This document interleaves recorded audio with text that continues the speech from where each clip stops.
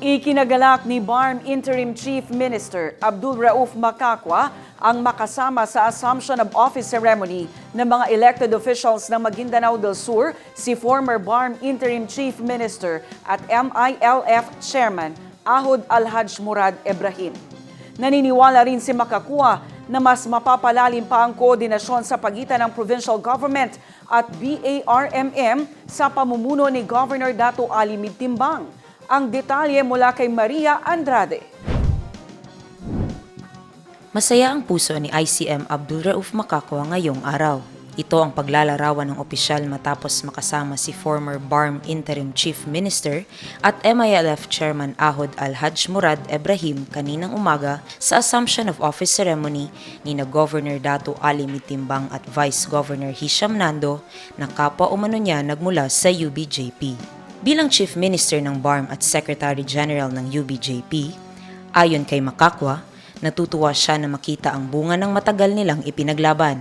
Ito aniya ang pagkakaroon ng mga lider sa lokal na pamahalaan na magiging kaakibat ng pananawagan para sa tunay na pagbabago, kapayapaan at serbisyo sa Bangsamoro. Nasasabik aniya siya sa bagong yugto ng Maguindanao del Sur. Sa pamumuno ni na Governor Timbang at Vice Governor Nando, naniniwala ang opisyal na mas mapapalalim pa ang koordinasyon sa pagitan ng provincial at regional government tungo sa mas mabilis na pagtugon sa pangangailangan ng mga mamamayan ng BARM ayon sa opisyal.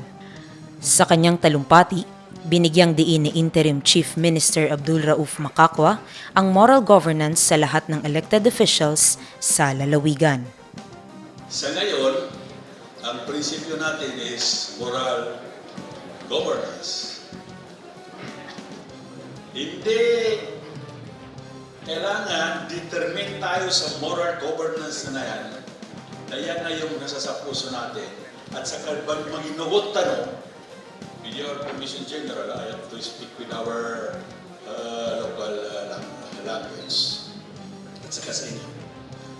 Namba, moral governance na naisita paritiyaya ka nung pasana po sa puso mo, inapay final a prinsipyo.